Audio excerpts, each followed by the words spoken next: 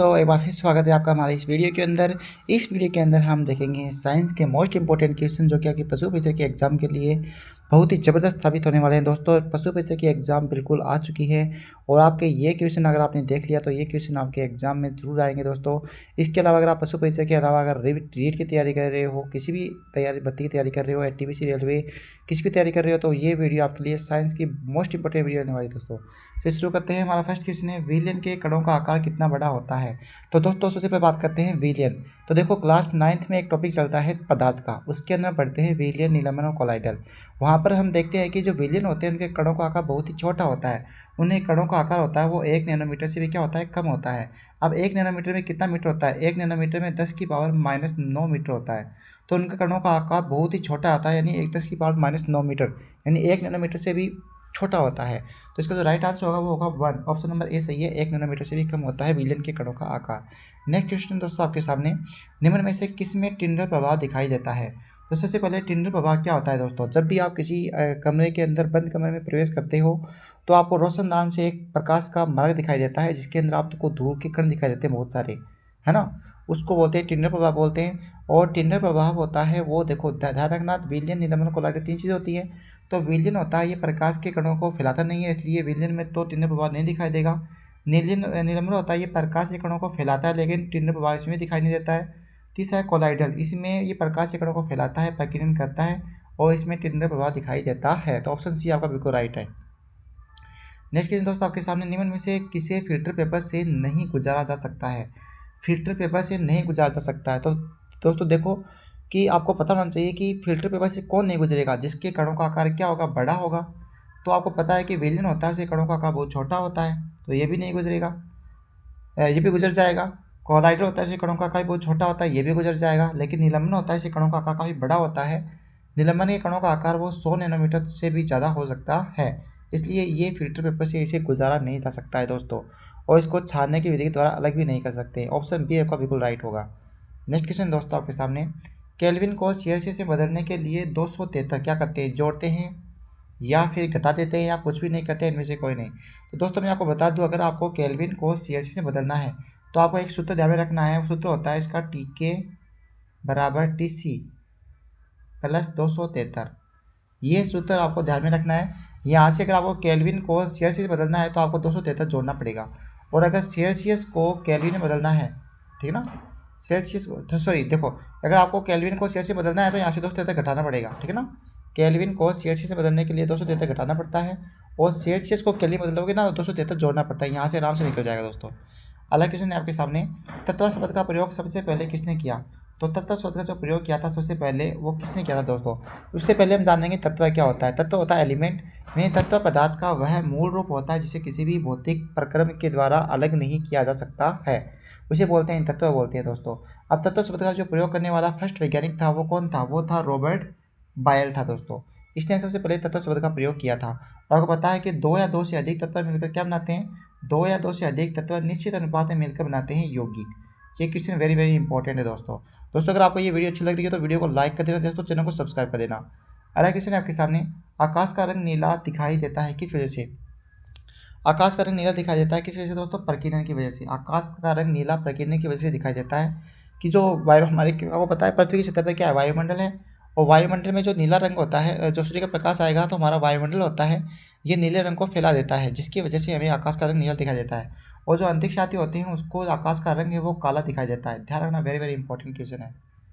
अगला क्वेश्चन है, आंखों के अंदर किसी वस्तु का प्रतिबिंब कहाँ पर बनता है। आंखों के अंदर किसी वस्तु का जो प्रतिबिंब बनता है दोस्तों वो बनता है रेटिना के ऊपर, रेटिना बनता है। रेटिना का दूसरा नाम होता है दृष्टिपटल। क्या नाम होता है दोस्तों, दृष्टिपटल नाम होता है। और रेटिना के ऊपर किसी वस्तु का प्रतिबिंब बनता है, ठीक है ना। और रेटिना होता है, इसके ऊपर जो प्रतिबिंब बनता है वो बनता है वास्तविक और उल्टा। रेटिना के ऊपर किसी वस्तु का जो प्रतिबिंब बनता है वो बनता है वास्तविक और उल्टा बनता है। नेक्स्ट क्वेश्चन दोस्तों, नेक्स्ट क्वेश्चन आपके सामने, समतल दर्पण में किसी वस्तु का प्रतिबिंब कैसा बनता है। तो ध्यान रखना, समतल दर्पण में किसी वस्तु का जो प्रतिबिंब बनेगा दोस्तों वो बनेगा पार्श्व उल्टा बनेगा, पार्श्व उल्टा बनेगा। और कैसा बनेगा, काल्पनिक बनेगा दोस्तों, ठीक है ना। पार्श्व उल्टा बनेगा और काल्पनिक बनेगा और सीधा होगा, ठीक है ना। आभासी और सीधा, इसमें आपको ऑप्शन है आभासी और सीधा, वास्तविक और उल्टा, इनमें से कोई नहीं उपरोक्त भी। इसमें आएगा आभासी और सीधा राइट आंसर आएगा इसका दोस्तों। नेक्स्ट क्वेश्चन है, समतल दर्पण में किसी वस्तु का प्रतिबिंब बनता है, कैसा बनता है दोस्तों। ये बनता है वस्तु के बराबर बनता है, साइज में वस्तु के बराबर होगा दोस्तों। अगला क्वेश्चन है, समतल दर्पण में बनने वाला प्रतिबिंब होता है सीधा, पार्श्व, उल्टा, आभासी सीधा या आभासी पार्श्व उल्टा। तो दोस्तों ये समतल दर्पण प्रतिबिंब होता है तो ज़्यादा सही इसमें कौन सा है, आभासी होगा, लेकिन ये पार्श्व उल्टा होगा। नेक्स्ट क्वेश्चन है, लेंस की क्षमता का मात्रक होता है। लेंस की क्षमता का मात्रक दोस्तों मैंने आपको बताया था लेंस की क्षमता क्या होती है। लेंस क्षमता होती है किसी प्रकार जो लेंस होता है उसके द्वारा प्रकाश किरणों का विसरण या अपसरण करने की क्षमता को लेंस की क्षमता कहते हैं। और लेंस की क्षमता का फॉर्मूला होता है P बराबर 1/f होता है। यहाँ पर ध्यान रखना चाहिए f है हमेशा मीटर में होना चाहिए। और आपको बात बता रहा है कि लेंस की क्षमता का मात्रक, तो दोस्तों इसका जो मात्रक होता है वो होता है डायोप्टर होता है। एक बात और ध्यान रखना, उत्तल लेंस के लिए फोकस दूरी प्लस होती है, अवतल लेंस के लिए फोकस दूरी माइनस होती है। उत्तल लेंस के लिए क्षमता प्लस होती है, अवतल लेंस के लिए क्षमता माइनस होती है। नेक्स्ट क्वेश्चन दोस्तों आपके सामने, तापमान का ऐसा ही मात्रक होता है। मोस्ट इंपॉर्टेंट क्वेश्चन आ गया है, तापमान का ऐसा ही मात्रक होता है। तो दोस्तों तापमान का जो ऐसा ही मात्रक होता है वो होता है केल्विन। वेरी वेरी इंपॉर्टेंट है, कई लोग बच्चे इसको सेल्सियस करके आ जाते हैं तो गलत कर देते हैं। ध्यान रखना तापमान का ऐसा ही मात्रक केल्विन होता है। अगला क्वेश्चन है दोस्तों आपके सामने, द्रव्यमान का ऐसा ही मात्रक होता है। तो द्रव्यमान मापते हैं किसमें, हम किलोग्राम में मापते हैं, तो द्रव्यमान का ऐसा ही मात्रक होगा किलोग्राम होगा दोस्तों। नेक्स्ट क्वेश्चन है, IUPAC का पूरा नाम है। आपके सामने ऑप्शन है international union pure and applied chemistry, option B है international union pure and applied commit, तीसरा ऑप्शन है international union of pure and applied curriculum, और फोर्थ है इनमें से कोई नहीं। तो दोस्तों मैं आपको बता दूं कि IUPAC का जो फुल नाम होता है वो होता है international union of pure and applied chemistry. ये इसका राइट आंसर होगा। अगला क्वेश्चन है दोस्तों, मनुष्य में शुक्र वाहिनी को अवरोध करना क्या कहलाता है। तो दोस्तों दो होती है, एक तो होती है कि जो गर्भाशय जो गर्भधारण को रोकने के दो तरीके होते हैं। नंबर 1 होता है अंडवाहिनी को क्या कर देगा, वो अवरुद्ध कर देगा। और दूसरा तरीका होता है देखो नसबंदी होती है दो प्रकार की। नसबंदी दो प्रकार से होती है। नंबर 1 नसबंदी होती है महिलाओं की, जिसके अंदर महिलाओं की अंडवाहिनी को अवरुद्ध कर दिया जाता है। नंबर 2 नसबंदी होती है, वो होती है पुरुषों के अंदर, इसमें पुरुषों की शुक्र वाहिनी को अवरुद्ध कर दिया जाता है। तो इस पुरुष मनुष्य में जो शुक्र वाहिनी को अवरुद्ध करना क्या कहलाता है, इसको बोलते हैं वैसेक्टोमी बोलते हैं। क्या बोलते हैं, वैसेक्टोमी। और अगर आपको पूछ ले कि महिलाओं में जो अंडवाहिनी को अवरुद्ध करते हैं उसको बोलते हैं ट्यूबोक्टोमी, ठीक है ना। और अगर आपको पूछा है शुक्र वाहिनी अवरुद्ध करना किसी मनुष्य में, इसको बोलते हैं वैसेक्टोमी, राइट आंसर होगा दोस्तों। अगला क्वेश्चन है, वृषण में किसका निर्माण होता है। तो आपको पता है मनुष्य में जो नर जनन तंत्र होता है उसके अंदर एक जोड़ी वृषण पाए जाते हैं, 2 पाए जाते हैं, उसके अंदर निर्माण होता है शुक्राणुओं का निर्माण होता है। ऑप्शन बी राइट होगा। नेक्स्ट क्वेश्चन दोस्तों, सूक्ष्म जीवों को कितने वर्गों में बांटा गया है। सूक्ष्म जीवों को 4 वर्गों में बांटा गया है। 4 वर्ग, नंबर 1 है जीवाणु, नंबर 2 है शैवाल, नंबर 3 है कवक, और नंबर 4 है प्रोटोजोआ। तो राइट आंसर होगा 4 राइट आंसर होगा। दोस्तों अगर आपको ये वीडियो अच्छी लगी तो वीडियो को लाइक जरूर करना दोस्तों, बहुत मेहनत लगती है, चैनल को सब्सक्राइब करना। अलग क्वेश्चन है दोस्तों आपके सामने, मलेरिया रोग होता है जीवाणु की वजह से, विषाणु की वजह से, प्रोटोजोआ की वजह से या कवक की वजह से। तो दोस्तों मलेरिया रोग होता है वो एक मच्छर के काटने से फैलता है। उस मच्छर का नाम है मादा एनाफिलीज मच्छर। और ये मादा एनाफिलीज मच्छर होता है, ये गंदे पानी में पनपता है। कौन से पानी में पनपता है, गंदे पानी में। और प्रश्न पूछा है कि मलेरिया रोग होता है तो ये होता है प्रोटोजोआ की वजह से होता है। किसी वजह से, प्रोटोजोआ की वजह से। ऑप्शन सी राइट आंसर होगा। नेक्स्ट क्वेश्चन होगा, और मच्छर पूछे तो मादा एनाफिलीज मच्छर बताना है।